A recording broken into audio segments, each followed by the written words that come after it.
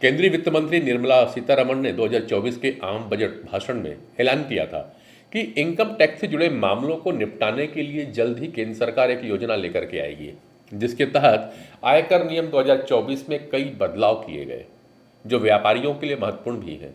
इन बदलावों में विवाद से विश्वास स्कीम 2024 एक प्रमुख योजना है, जिसके तहत व्यापारी इस स्कीम का लाभ उठाकर अपने टैक्स संबंधित विवादों को सुलझा सकते हैं, जिससे उन्हें लंबे समय तक चलने वाले कानूनी विवादों से राहत मिलेगी और कर व्यवस्था में सुधार होगा। इस स्कीम को समझकर व्यापारी वर्ग कैसे अपनी वित्तीय स्थिति को सुधार सकते हैं, इसके लिए 25 नवंबर को छत्तीसगढ़ चैम्बर ऑफ कॉमर्स के ऑफिस में एक वर्कशॉप का आयोजन किया गया। कार्यक्रम में मुख्य अतिथि मुख्य आयकर आयुक्त अपर्णा करण, विशिष्ट अतिथि के रूप में प्रधान आयकर आयुक्त प्रदीप एस हिड़ाऊ, संयुक्त आयकर आयुक्त वीरेंद्र कुमार एवं आयकर अधिकारी जितेंद्र कुमार, राहुल पटेल एवं अमरेश कुमार प्रमुख रूप से उपस्थित हुए। चैम्बर के प्रदेश अध्यक्ष अमर परवानी ने हमसे बात करते हुए बताया, देखिए, चैम्बर का जो बेसिक काम है कि समय समय पे जो भी किसी भी विभाग में, इनकम टैक्स में या जीएसटी में जो भी चेंजेस आते हैं वो हमारे व्यापारियों को, उनके संगठन को उसका अवगत कराना। तो आज 3 बिंदु में कार्यक्रम था कि जो अभी फाइनेंस मिनिस्टर मैडम ने जो जुलाई में अभी जो बजट पेश किया था उसमें इनकम टैक्स में कई सारे चेंजेस हुए थे, तो एक वो बदलाव को हमको अपडेट कराना था हमारे जो पूरे व्यापारी भाई हैं प्रदेश के। और उसके बाद विवाद से विश्वास की एक स्कीम चल रही है, वो भी अभी अंतिम में है। तो उसमें लगभग 6,500-7 हज़ार लिटिगेशन है छत्तीसगढ़ के। तो उसमें अगर कोई व्यापारी उसमें जाना चाहता है तो उसके बारे में उन्होंने डिटेल बताया।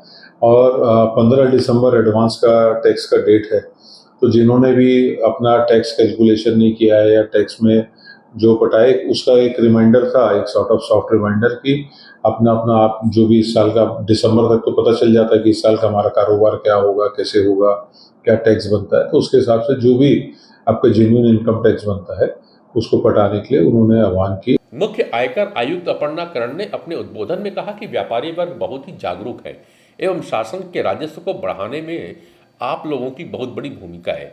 यदि आप छत्तीसगढ़ को देश का नंबर 1 राज्य के रूप में देखना चाहते हैं तो आयकर का भुगतान पूरी ईमानदारी से करें, जिससे कि प्रदेश एवं देश का विकास हो सके। यदि आयकर संबंधी आपकी कोई समस्या है या सुझाव है तो हमारे कार्यालय में लिखित आवेदन कर शंका का समाधान कर सकते हैं। प्रधान आयकर आयुक्त प्रदीप हिड़ाऊ ने कहा कि वर्तमान में छत्तीसगढ़ में 7,500 अपीलें लंबित हैं। पिछली स्कीम 2020 में इस स्कीम को अच्छा प्रतिसाद मिला था। वर्तमान टैक्स व्यवस्था के बारे में परवानी ने हमसे बात करते हुए बताया, मेरे ख्याल से काफी समय से फेसलेस स्कीम अगर चल रही है, इसमें आपका उसमें अभी तो ना एसएससी को ऑफिसर से मतलब है, रूबरू होते ही नहीं है, सब फेसलेस हो गया पूरा और सारी चीजें ऑनलाइन है। तो ऐसा कहीं भी मैं नहीं समझता कि नहीं तो पहले, आज मैं बहुत पुराने पीछे जाए तो हर 3 महीने, 2 महीने, 4 महीने में कहीं ना कहीं ऐसा कहीं पे भी वो वातावरण नहीं है। बल्कि आपके रिफंड जो है वो 10 दिन, 15 दिन, 20 दिन में आप, आज तो विजय गोयल साहब बता रहे थे उन्होंने अपना रिटर्न फाइल किया और उनको 24 घंटे के अंदर उनका रिफंड आ गया। तो काफी चीजें बहुत स्मूथ होते जा रही है, पहले समान चीजें नहीं है। व्यापारी भी बहुत सुलझे हुए हैं। अब देखिए, ये उद्योग व्यापार है जो छत्तीसगढ़ के 5,000 रुपए के जो पहला हमारा बजट था 5,000 करोड़ का, अभी 1.25 लाख करोड़ पार हो गए हम लोग। तो ये पूरे उद्योग सरकार की नीति है, चाहे केंद्र हो चाहे राज्य हो, और उद्योग व्यापारी साथ में कंधे से कंधा मिला के काम करते हैं। कहीं पर से कोई दिक्कत वाली बात नहीं। संयुक्त आयकर आयुक्त वीरेंद्र कुमार ने जानकारी देते हुए बताया कि जिन करदाताओं की अपील 22 जुलाई 2024 से लंबित है वे इस स्कीम का फायदा ले सकते हैं। इस स्कीम में ब्याज एवं पेनाल्टी पूर्ण रूप से माफ है।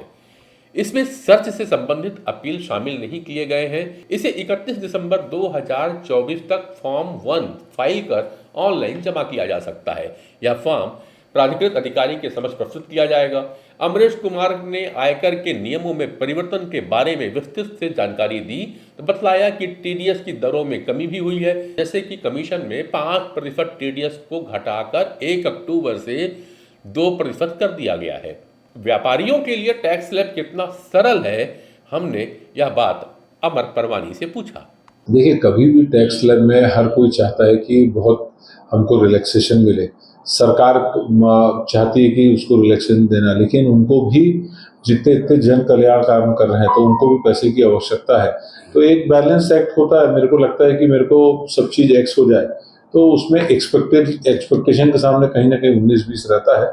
लेकिन अमूमन हर साल जो चेंजेस आते जा रहे हैं, कहीं ना कहीं पॉजिटिव चेंजेस है। सरकार भी सोच रही है कैसे होना चाहिए और कैसे हम सरलीकरण की ओर जा सकते हैं। ईज ऑफ डूइंग बिजनेस जो मेनली बोल रहे हैं, तो उसके प्रति सरकार भी प्रतिबद्ध है, व्यापारी लोग भी प्रतिबद्ध है।